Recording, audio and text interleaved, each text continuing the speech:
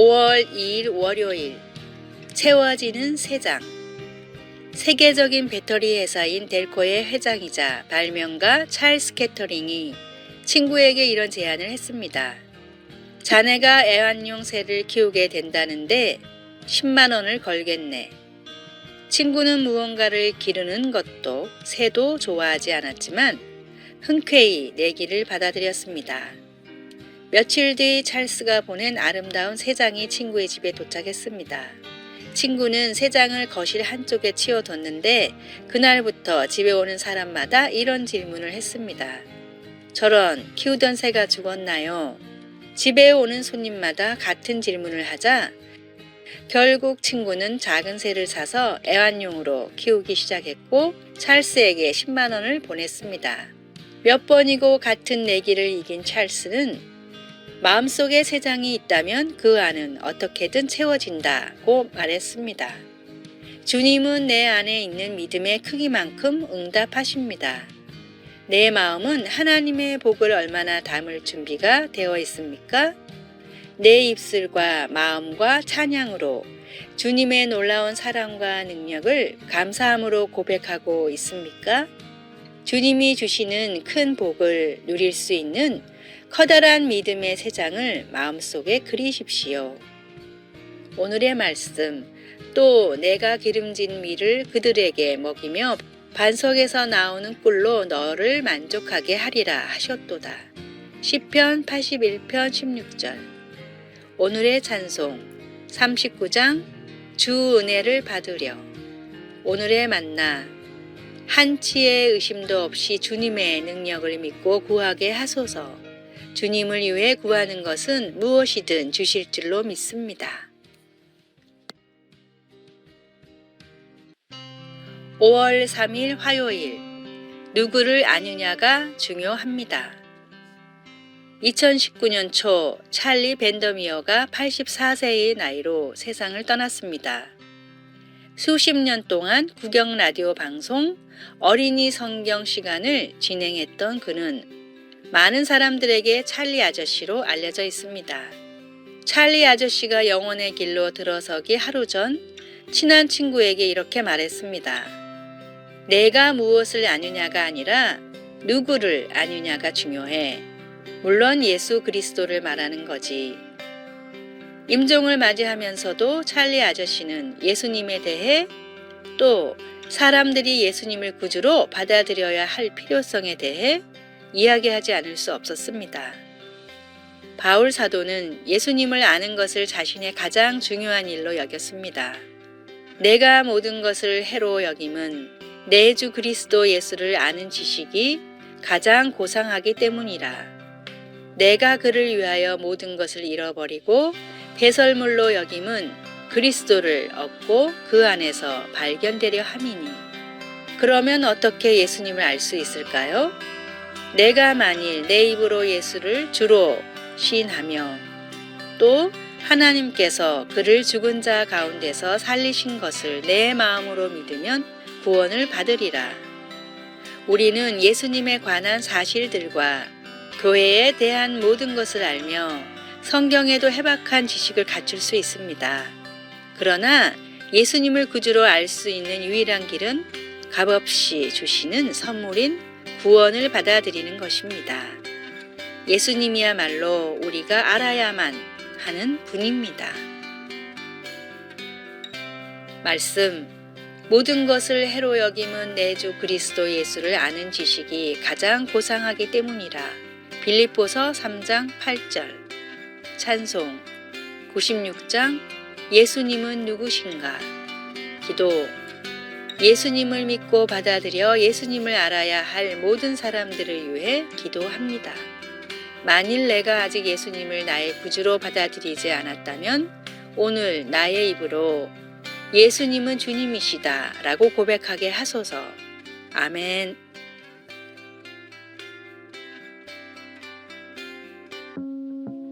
(5월 4일) 수요일, 솔베이지의 사랑. 노르웨이 산골 마을에 페르귄트라는 가난한 농부가 살고 있었습니다. 너무나 사랑하는 아내 솔베이지를 고생시키고 싶지 않았던 페르귄트는 큰 부자가 되어 돌아오겠다는 약속을 한 뒤 해외로 떠났습니다. 갖은 고생 끝에 성공한 사업으로 큰 돈을 벌었지만 이미 10년이란 시간이 흐른 뒤였습니다. 사랑하는 아내가 아직도 자기를 기다릴까 두려웠지만 아내를 잊을 수 없던 페르긴트는 모든 재산을 처분한 뒤 다시 노르웨이로 돌아가려고 했으나 배를 타고 가던 중 해적을 만나 모든 재산을 빼앗기고 말았습니다. 10년이나 허송한 세월에 더 빈털터리가 되어 차마 아내를 볼 면목이 없었던 페르긴트는 몇 년을 더 방황하다가 도저히 그리움을 참을 수 없어 고향의 집으로 돌아갔는데 아내는 언젠가 돌아올 남편을 기다리며 밤에도 환한 불을 켜놓고 바느질을 하고 있었습니다. 노르웨이에서 전해져 내려오는 이 가슴 아픈 사랑 이야기는 솔베이지의 노래라는 가곡으로 지금도 사람들에게 불리고 있습니다. 한결같은 마음으로 남편을 기다리며 사랑을 지켰던 솔베이지보다 더 큰 사랑으로 주 하나님은 지금도 나를 기다리고 계시며 잃어버린 한 영혼을 기다리고 계십니다. 모든 영혼이 돌아오기를 바라시는 하나님의 마음을 깨닫고 그 놀라운 하나님의 사랑을 만방에 전하십시오. 오늘의 말씀. 하나님은 모든 사람이 구원을 받으며 진리를 아는 데에 이르기를 원하시느니라. 하나님은 한 분이시요 또 하나님과 사람 사이에 중보자도 한 분이시니 곧 사람이신 그리스도 예수라. 디모데전서 2장 4절에서 5절. 오늘의 찬송 310장 하나님의 은혜로. 오늘의 만나 변함이 없고 다함이 없는 놀라운 주님의 사랑을 깨닫게 하소서. 영원한 주님의 사랑을 기쁨으로 노래합시다.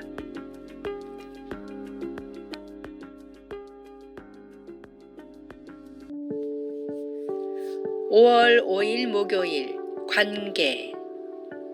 예수님께 아이들은 귀찮은 존재들이 아니었다.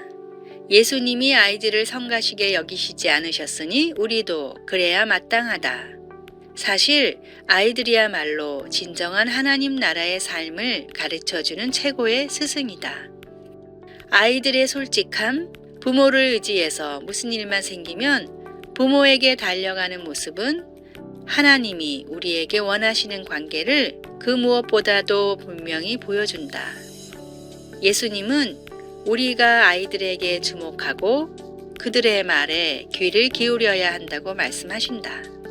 스캇 솔지의 선에 갇힌 인간 선 밖의 예수 중에서 아이들은 부모에게 아무 조건 없이 찾아갑니다. 그냥 자신의 모든 것을 해결하고 알아주시는 분이 부모이기 때문입니다. 누구든지 어린아이와 같이 하나님께 나아가야 합니다. 우리는 너무 많은 시간을 만나기 위한 준비와 조건들을 따집니다. 그러나 하나님은 있는 모습 그대로 나오길 원하십니다. 말씀. 내가 진실로 너희에게 이르노니 누구든지 하나님의 나라를 어린아이와 같이 받들지 않는 자는 결단코 그곳에 들어가지 못하리라 하시고. 마가복음 10장 15절. 찬송 565장 예수께로 가면. 기도. 하나님 앞에서 가식을 벗어버리고 힘들면 힘들다고 매달리고 버거우면 버겁다고 고백하고 그렇게 하나님을 직면하게 하소서. 아멘.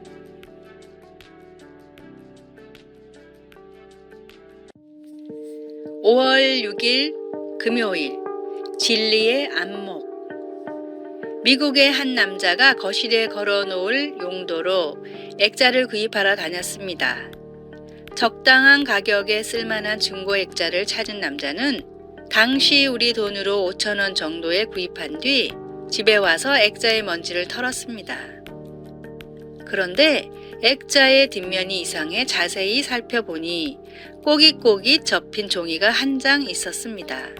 어린 시절 교과서에서 봤던 독립선언문과 내용이 비슷하다는 생각에 혹시나 싶어 근처 전문가를 찾아가 감정을 의뢰했고, 세계 최고의 경매회사인 소더비의 조사 결과 미국 독립선언문 원본임이 밝혀졌습니다.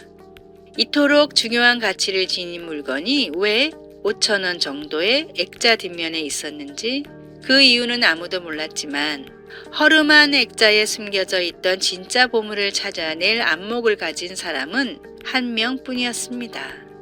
한 남자의 안목으로 세상에 공개된 미국 독립선언문의 감정가는 무려 260억 원이었습니다. 같은 성경을 보더라도 누군가는 좋은 이야기, 누군가는 이스라엘 역사서, 누군가는 인류를 구원할 유일한 진리로 받아들입니다. 성경에 담긴 참된 진리를 찾고 또 믿는 안목을 가지십시오. 오늘의 말씀. 모든 성경은 하나님의 감동으로 된 것으로 교훈과 책망과 바르게 함과 의로 교육하기에 유익하니 이는 하나님의 사람으로 온전하게 하며 모든 선한 일을 행할 능력을 갖추게 하려 함이라. 디모데후서 3장 16절에서 17절. 오늘의 찬송 204장 주의 말씀 듣고서. 오늘의 만나. 눈앞의 진리도 깨닫지 못하는 어리석은 자가 되지 않게 하소서. 성경 말씀은 주 하나님의 진리임을 잊지 마시기 바랍니다.